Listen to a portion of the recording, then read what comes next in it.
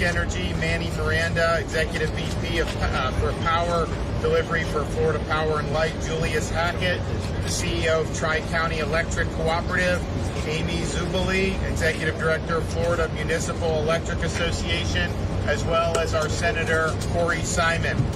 Now, since Hurricane Idalia made landfall, we've been working with all levels of government to ensure, as well as our partners in the private sector, to ensure that we had rapid restoration of power. Very, very important. This has been a 24/7 effort since the storm hit.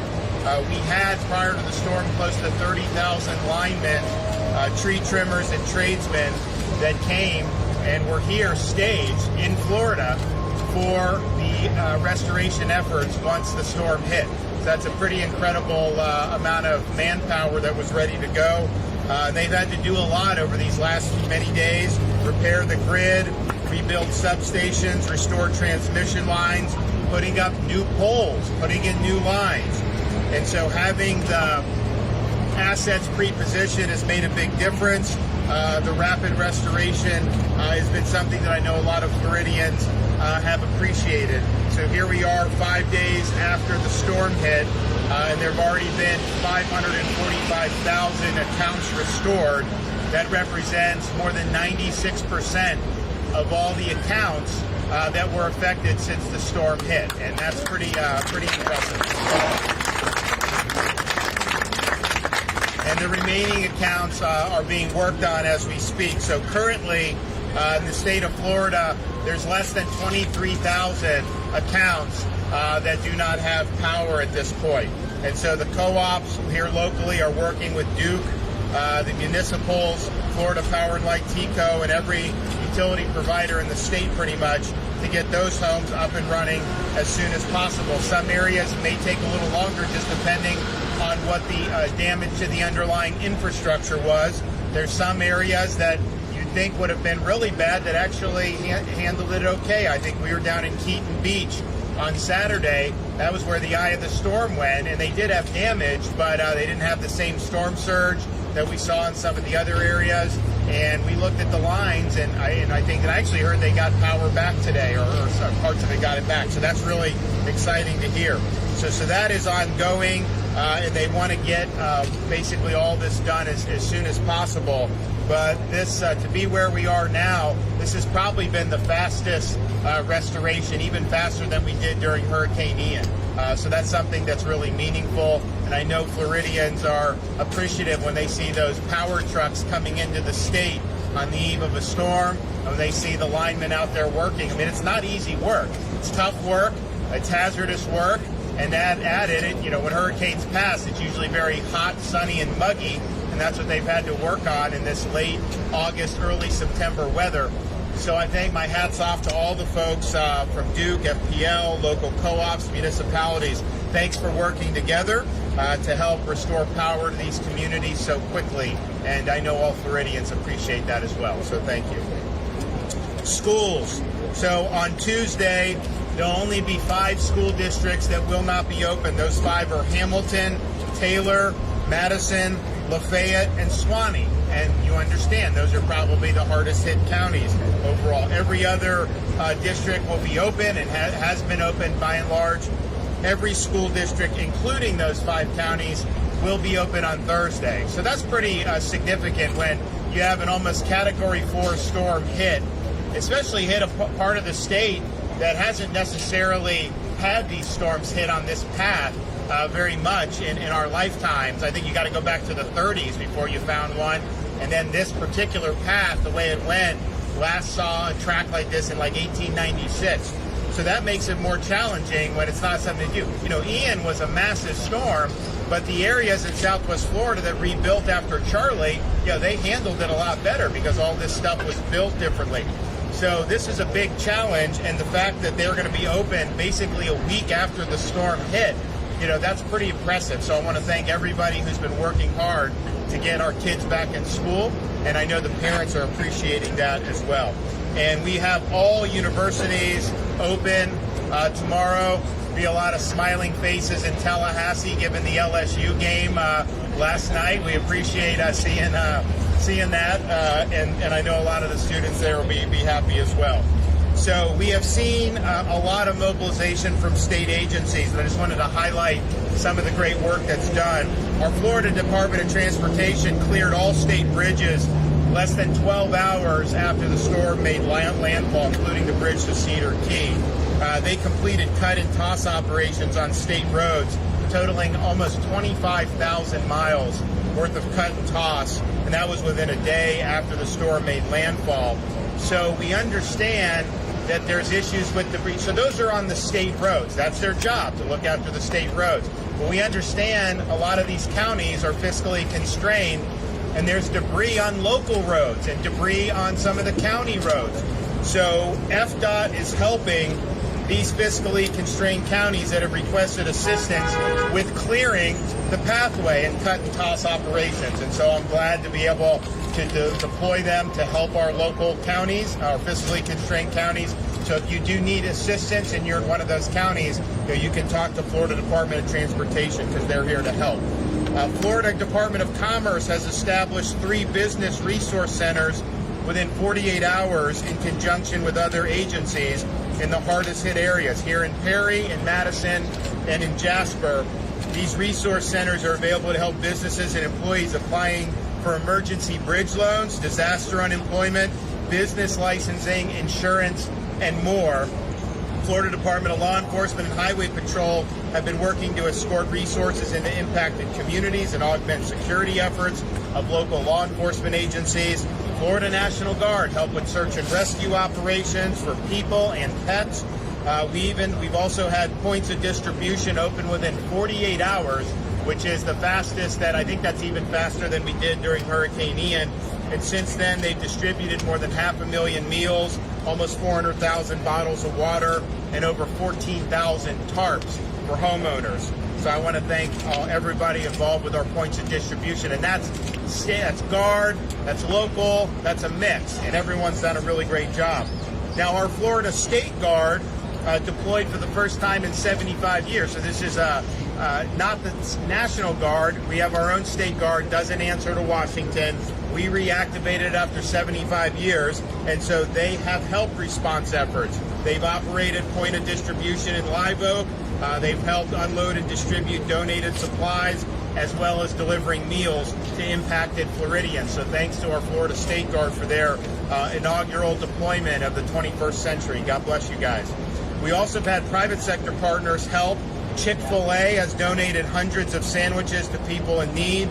Publix has donated food, sandwiches, and supplies. And Walmart has donated truckloads of supplies. So we appreciate that. I know the residents really appreciate it. Now, most of these retailers are able to get back up and running in most parts, which is good, but it's very, very helpful to have this for the residents. Now, if you want more info on points of distribution, other food distribution sites, business resource centers, and more, you can go to floridadisaster.org/updates, floridadisaster.org/updates. Another resource we have acted to help impacted Floridians, the Florida Disaster Fund. So since activation less than a week ago, we've raised almost $3 million and are not stopping there. These are funds that can be used to fill gaps for impacted Floridians that don't fit into specific government programs. So if you want to donate to Florida Disaster Fund, you can visit floridadisasterfund.org, floridadisasterfund.org. I know a lot of people will appreciate that consideration. So I want to thank everyone for their hard work. We know there's a lot more that will need to be done, but certainly in those initial days after a response, to be able to get people back online, to be able to get the points of distribution, to be able to stabilize the situation, that makes everything else you have to do so much easier to do. And we've seen times in the past where people toiled for weeks without relief, meaningful relief, and that's not the way to do it. So everyone was ready to go. They descended on the situation, and they were activated, and they did a great job. So I want to thank everyone for doing that. You're going to see, and Kevin Guthrie will talk about some of this, the FEMA individual assistance. That opens up an ability for people to get help from FEMA.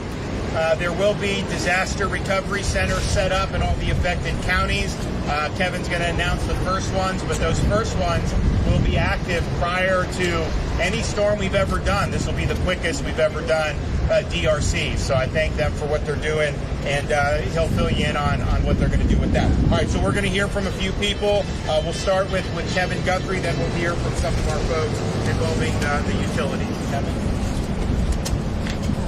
Governor, again, thank you for your leadership. You have been a rock of support for the division, and I really appreciate everything you do for us. As the governor said, it's been 5 days, technically about 5.5 days since landfall of Hurricane Idalia. The State Emergency Response Team, which includes everything you see here, these members are part of the State Emergency Response Team, have been hard at work supporting the response and recovery efforts in the impacted counties, including restoration efforts in the Big Bend. As we all know, that today is Labor Day, but the State Emergency Response Team, again including all of our electrical providers, continue to operate at full capacity.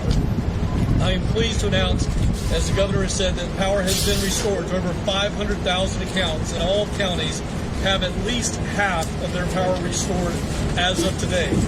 And currently, thousands of line personnel work tirelessly to restore the remaining accounts. Restoring the power to those impacted by Hurricane Idalia is a top priority. Duke Energy has restored power to all of their accounts that can receive power, and our linemen continue to work in those areas. Suwannee, Taylor, Madison, Hamilton, Lafayette counties are experiencing the outages most severely, as the governor has pointed out. Please know that if your home can receive power, we will get the lights on soon. Right now, Duke, as I said, is at 100%. Tri-County is at 53%. This was as of about 12 o'clock today. I've been on the road. Suwannee is about 51%. What we do want to reiterate is be cautious of down power lines. We have more deaths and more injuries happen after disaster strike than we do before the disaster strikes. So please be cautious of down power lines. Do not touch or approach any damaged structure that you think may be tied to a live current, and be cautious of water debris near you, as you could be electrocuted. Taylor, Dixie, Lafayette counties both currently have curfews in effect, so please be mindful of these curfews and understand that it's for your safety that those curfews have been placed in effect. If you are still operating on a generator, as of today at this press conference, I do not know of any potential fatalities related to that. Let's keep up the good work. Let's keep the good work going. Keep those generators 20 feet away from open doors, open windows. Do not put it in your garage. Carbon monoxide will kill you. We are working hard to help all affected communities recover, but we need you at home to practice caution while we help you out. When you're sorting your debris into piles on the road, make sure that they do not obstruct the roadway in any way for the power lines. That will cause a delay in power restoration. So please make sure you keep the area free of debris around power poles and power lines so these power crews can work around that and get in there much more quickly. As the governor said yesterday in a press conference, Pinellas County has been approved for FEMA assistance, bringing the total number of counties approved to 14 for individual assistance.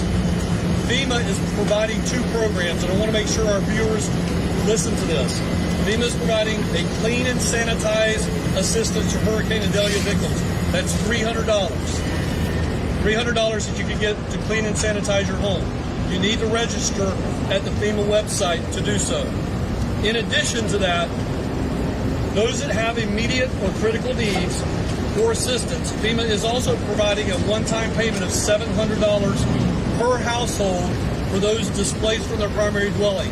If you meet that definition, you've got to check the box that you have critical needs assistance. If you do not check that box, you will not get that $700. So if you meet the definition of a person with immediate or critical needs assistance for the household because you were displaced from your primary dwelling, you're eligible for $700. Click and check that box. For those that do need assistance from FEMA, you have 60 days to apply. The clock is already ticking. We're down to about 57 now. So please make sure that you apply if you are declared for that disaster.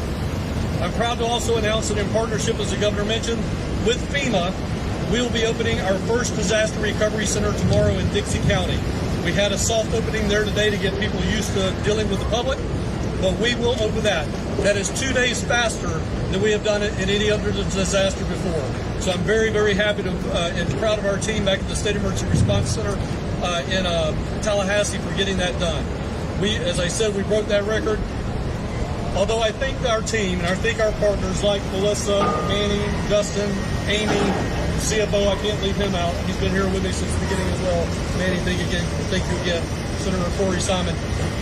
We could not do this without the strength and leadership of our governor and the support that we have. So, Governor, thank you very, very much.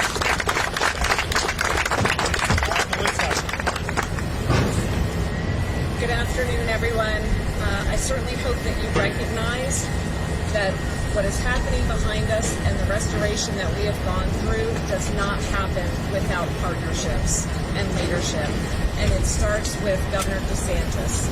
He has been an extraordinary leader through this, along with other leaders at the state level, including Emergency Director Kevin Guthrie, our CFO, who is here today as well. And certainly cannot leave out by any means the partnership with our local communities. And whether those local communities are EOCs, if they are law enforcement, like Sheriff Padgett, who is here with us today, city council members, commissioners, across the board, the communication and the collaboration that is required to get power back to the citizens of Florida, I think is really one of the things that this state does very, very well. So as of this afternoon, Duke Energy Florida has restored about 200,000 customers from the Tampa Bay area up to right here where we stand and into the Panhandle. We have a very small number of customers that still remain off. For example, here in Taylor County, we just gained access to 2 or 3 locations, and we will remain here until the very last customer has service. We are committed. The other partnership that I really want to mention are our cooperative agencies. TriCounty, Suwannee, and so many others. We have worked hand in hand with them, and the collaboration is critical. And I think that you'll see that here at this particular staging area. So I ask that everyone please continue to be safe. Director Guthrie emphasized this, whether it's with generators, whether it's being around down power lines. And I do ask that you continue to support the men and women who are working day and night, both in the field and behind the scenes, to restore service to all of our fellow Floridians. So thank you.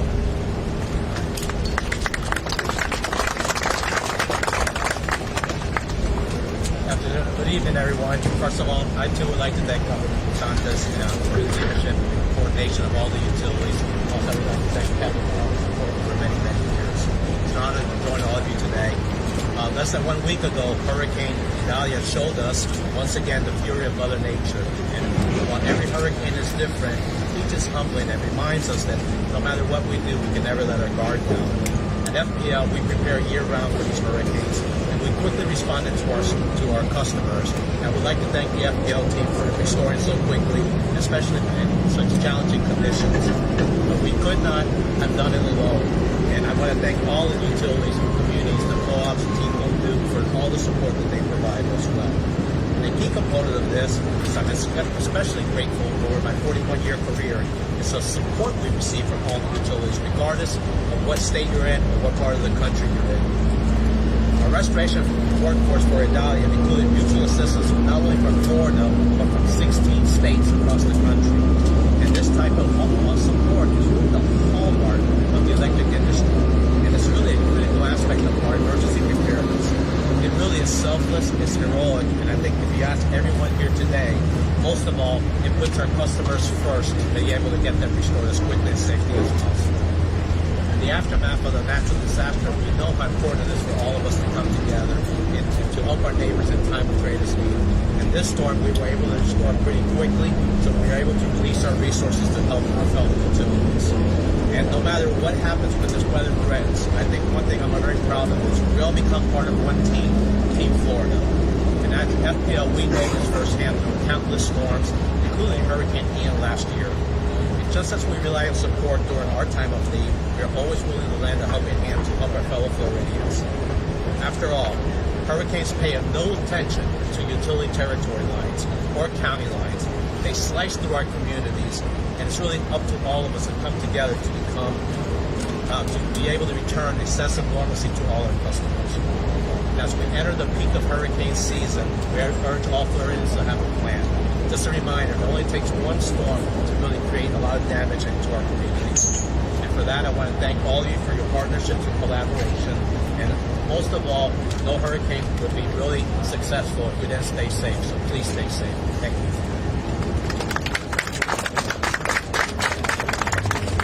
Hurricane Idalia's restoration process is an extraordinary effort to repower rural Florida.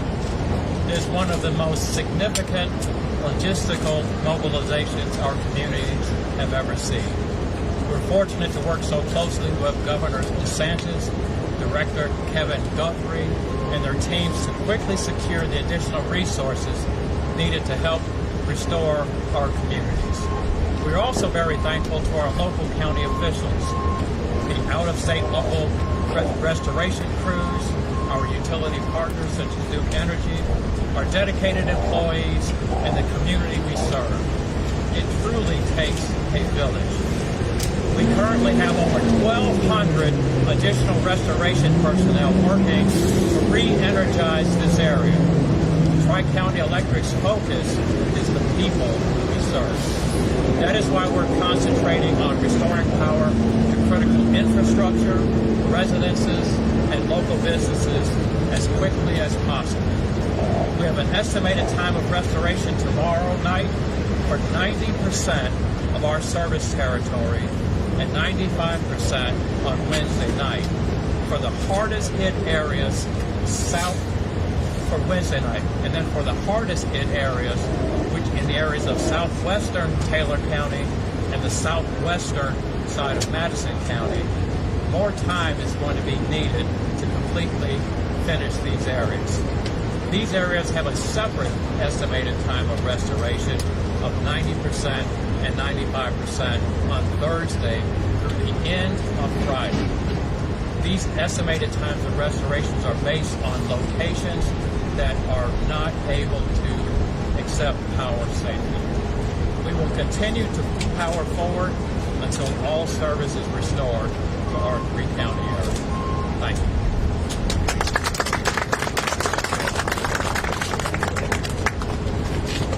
Thank you, Governor.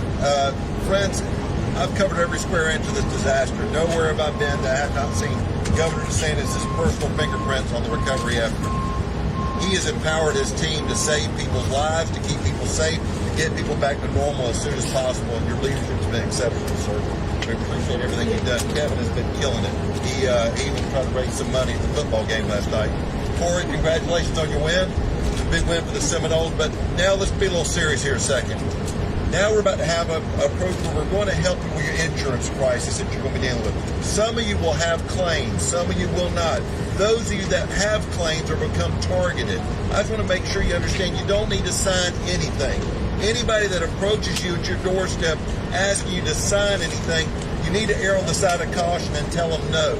When people ask you to sign something, you may be obligating yourself to a contract. You may be obligating yourself to services. The first phone call you should be making is to your insurance carrier, your insurance agent, or to my office at 1-877-MY-FLCFO. Most of the carriers have already reached out to people before, during, and after the storm, which is great. If you've gotten contacted by your carrier and have made an appointment with them to have an adjuster come out, go ahead and start that process. Get those estimates. Start putting your house, your business, your life back together. If you run into any hiccups, pick up the phone and call our office. This is what we do. We make sure that the insurance companies pay you every nickel that you deserve, and you don't have to hire anybody to do it. Okay? Again, 1-877-MY-FLCFO. Well, I've been sitting here going, there's been 300 trucks. I didn't know they had this many trucks in the state of Florida. Let alone how many that just pulled through here. It's a real testament to the linemen and how they work around the clock to bring this part of the state back up on its feet. sir. Thank you for your leadership. Thank you.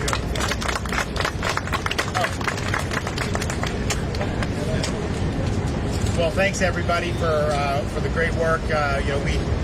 We know during these seasons you just got to be ready. We hope to not have storms, but we know we might, and so you prepare, hope for the best, but you do prepare to meet a major hurricane, and that's what we've done in this situation. Now there is 95L, Invest 95L that came off the coast of Africa that's going to end up becoming maybe a Category 5 Hurricane Lee. Fortunately, as of now, they have it turning north far before it hits Florida or even the Bahamas. But, we watch these things. Anything that happens off the coast of Africa, we start seeing storms form, we watch them. So we'll keep an eye on it. I mean, it looks, all the models say it's going to end up going far, turn north before it even approaches Florida. That's great for us, but you never know what the summer will hold for us. So we'll be ready. Hopefully, that this is where we can have our sole focus on the recovery from Idalia, but we will be ready for whatever happens coming down the pike. Okay, thanks everybody. I appreciate it.